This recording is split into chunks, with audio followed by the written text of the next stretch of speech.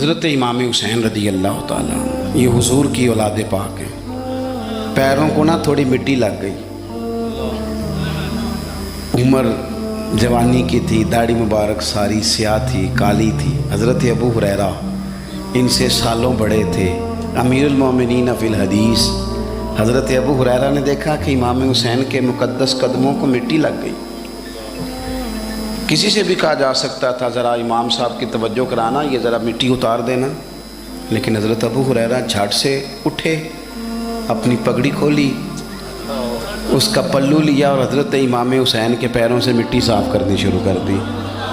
کیوں کہ اہل فضل ہی کسی کی فضیلت کو جان سکتا، عزت والا ہی کسی کو عزت دیتا ہے، جس کے پاس وقار ہو۔ وہ میرے سنگیوں، لوگوں کی باتوں میں نہ آنا، یہ تمہیں الجھا دیں گے، یہ تمہیں تفریق میں ڈال دیں گے، یہ انتشار برپا کریں گے۔ یہ وہ حسین جماعت ہے جو حضور کے سامنے بیٹھا کرتی تھی۔ ان سے پیار کرنا، ان سے محبت کرنا۔ آپ کبھی ترمذی کی ایک حدیث پڑھیں تو مر جانے کو جی کرتا ہے۔ حضور نے فرمایا تھا میرے صحابہ کے بارے میں اللہ سے ڈرنا، میرے بعد انہیں اپنی زبانوں کا نشانہ نہ بنانا۔ کاش کوئی ان جملوں کا درد سمجھ سکے۔ فرمایا رب سے ڈرنا، اور کریم فرمانے لگے جس نے ان سے محبت کی میری محبت کی وجہ سے محبت کی، اور جس نے ان سے عداوت رکھی میری وجہ سے رکھی۔ کبھی بھی کسی اور جو حضور کی اولاد ہے، صحابہ کرام نے ایک جگہ کچھ نذرانہ جمع کیا اور جمع کر کے کہا کہ حضور کی بارگاہ میں پیش کرنا ہے۔ اخراجات بہت زیادہ ہیں اور ظاہری وسائل اس ترتیب سے نہیں ہیں، یہ نذرانہ ہر مہینے پیش کرنا ہے۔ جب وہ لے کے حضور کی بارگاہ میں گئے نا تو اللہ نے قرآن نازل کر دیا۔ فرمایا محبوب ان سے کہہ دو لا اسألکم علیہ اجرا، میں تبلیغ دین پر تم سے کوئی اجر نہیں مانگتا، الا المودۃ فی القربى، بس میرے قریبیوں سے پیار کرتے رہنا، میرے قریبیوں سے محبت کرنا، پیار کرنا قریبیوں سے۔ یہ علی المرتضیٰ ہیں، یہ فاطمہ ہیں، یہ ان کا خاندان ہے، یہ ختیجہ ہیں، یہ عائشہ ہیں، یہ میمونہ ہیں، یہ حفصہ ہیں، ان سے پیار کرنا، میرے قریبیوں سے محبت کرنا۔ ہمارے دلوں میں حضور کی اولاد کا پیار ہونا چاہیے، طبیعتوں میں احترام ہونا چاہیے، ہمارا مزاج، ہمارا دل ان کے لیے دھڑکنا چاہیے، ہمارے لہجے، ہمارے انداز ہمیشہ ان کے حق میں نرم ہونے چاہیے۔ میں کہہ چکا ہوں سید کا صرف عقیدہ ٹھیک ہونا شرط ہے، باقی آپ تحقیق اور تفتیش میں نہ پڑیں، وہ جانے رب جانے۔ آپ کوشش فرمائیں ہماری اولادیں، ہم خود اور اہل فضل کا ادب کبھی نہ چھوڑیں۔ دوسری بات آپ سے یہ عرض کرنی ہے، اس کو اچھی طرح سمجھ لیں کہ قومیں اپنے اسلاف سے بڑی ہوتی ہیں ہمیشہ۔ بڑا ہم ہوتا ہی وہ ہے جس کا کوئی بڑا ہوتا ہے، جس کا کوئی بڑا نہیں ہوتا وہ کبھی بھی بڑا۔ یہ کچھ عرصے سے ٹرینڈ چلا ہے، اگرچہ یہ درست نہیں ہے۔ آپ کسی سنار کی دکان پہ جائیں تو اس نے اپنے پیچھے نا اپنے والد صاحب کی اور دادا کی فوٹو لگائی ہوتی ہے۔ حکیم کی دکان پہ چلے جائیں، کپڑے والی دکان پہ چلے جائیں تو اس نے پیچھے اپنے دادا کی، والد کی فوٹو لگائی ہوتی ہے۔ اگرچہ یہ درست نہیں، تصویریں نہیں لگانی چاہیے، تصویریں ان کے کیا پیروں کی بھی نہیں لگانی چاہیے۔ جہاں تصویر ہوتی ہے وہاں نماز کیسے پڑھی جائے گی؟ فرشتہ رحمت کا نہیں آئے گا۔ یہ تو اب ایک ضرورت بن گئی، تو اب ضرورت کیا، اب تو خیر نفسیاتی مسئلہ بن گیا ہمارا، یہ نفسیاتی مسئلہ ہے۔ یعنی سلام بعد میں فوٹو پہلے، یعنی سیانے سیانے لوگ، اور یہ ہمیں ایسے کھیل تماشے میں لگایا گیا ہے کہ میں ڈھیر سارے لوگوں پر غور کرتا ہوں، پھر ان کے لیے دعا کرتا ہوں کہ یا اللہ ان کی مدد فرما۔ یعنی اس طرح کی حالت ہے کہ وہ زندہ ہی موبائل کے اندر ہے، ہر چیز ہی۔ مجھ سے ایک دفعہ ایک صاحب نے پوچھا مولوی آج کل بڑے لڑ رہے ہیں، میں نے کہا وہ 4-5 ہے جن کو آپ موبائل پہ دیکھتے ہیں، آپ میرے ساتھ آئیں، میں آپ کو 20 اور سینکڑوں شیخ الحدیث بتاتا ہوں جو سکون سے بیٹھ کر رسول اللہ کا دین پڑھا رہے ہیں۔ تو آپ مسئلہ صرف یہ ہے کہ ہم نے کل زندگی وہ سمجھ لیا جو موبائل کے اندر ہے۔ بہرحال وہ تصویر لگائی ہوتی ہے سنار نے بھی اور حکیم نے بھی اور ڈاکٹر نے بھی اور بہت سارے لوگوں نے کہ جناب اب یہ جو تصویر لگاتے ہیں تو اس کے پیچھے پوری حکمت ہوتی ہے۔ آپ ان سے پوچھتے ہیں یہ فوٹو کیوں لگائی ہے تو وہ کہتے ہیں ہم یہ بتانا چاہتے ہیں کہ یہ کام آج نہیں ہم نے شروع کیا، ہمارا شجرہ پرانا ہے، ہمارے باپ دادا سارے یہی کام کرتے تھے، ہمارا خاندانی ورثہ ہے۔ وہ ثابت یہ کرنا چاہتے ہیں کہ ہم پیچھے سے ہمارا ایک سلسلہ آ رہا ہے. ساری دنیا اپنے اکابرین کو، اسلاف کو، بڑوں کو ان کے زور پر بڑا ہونا چاہتی ہے. یہاں کچھ لوگ ایسے آئے ہیں جن کے نزدیک معاذ اللہ صحابہ ہی ٹھیک نہیں تھے، اہل بیت ہی ٹھیک نہیں تھے. آپ اپنی سند کیسے مضبوط کریں گے؟ اگر وہ اولین جو حضور کے سامنے بیٹھتے تھے وہی ٹھیک نہیں تھے تو پھر ان سے ہو کے جو دین آگے آیا اس کو تم کیسے ٹھیک مانو؟ ساری چیزوں کو مشکوک کرنا چاہتے ہیں.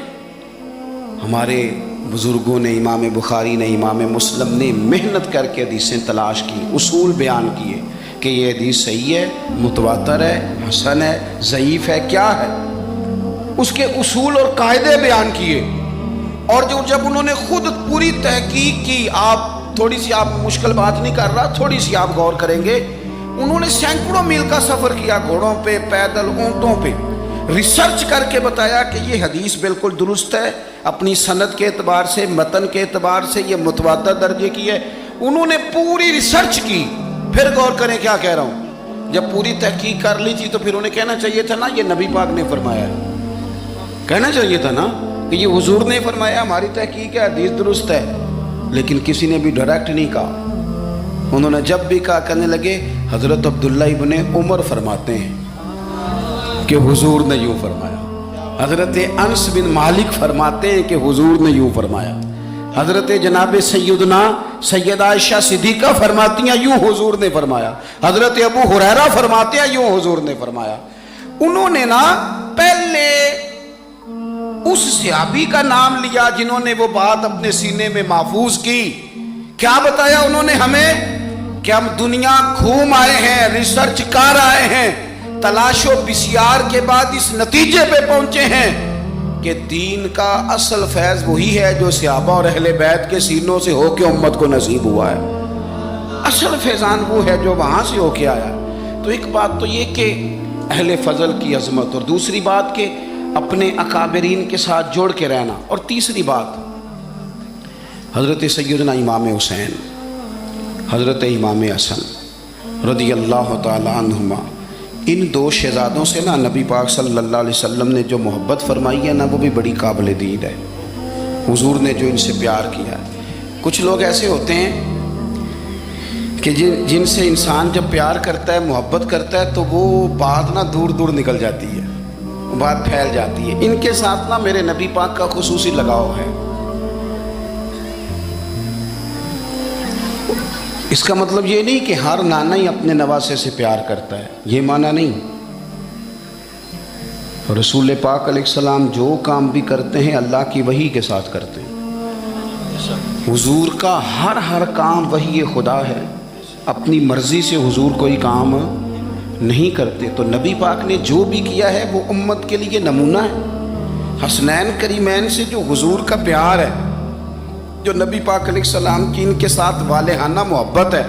اعلیٰ حضرت بریلوی نے حدیث لکھی ہے، راوی حضرت عثمان غنی ہے رضی اللہ تعالیٰ عنہ. حضور سید عالم صلی اللہ تعالیٰ علیہ وآلہ وسلم نے نا گھر میں پیغام بھیجا، فرمایا فاطمہ سے کہو ذرا حسن حسین کو تو بھیجے.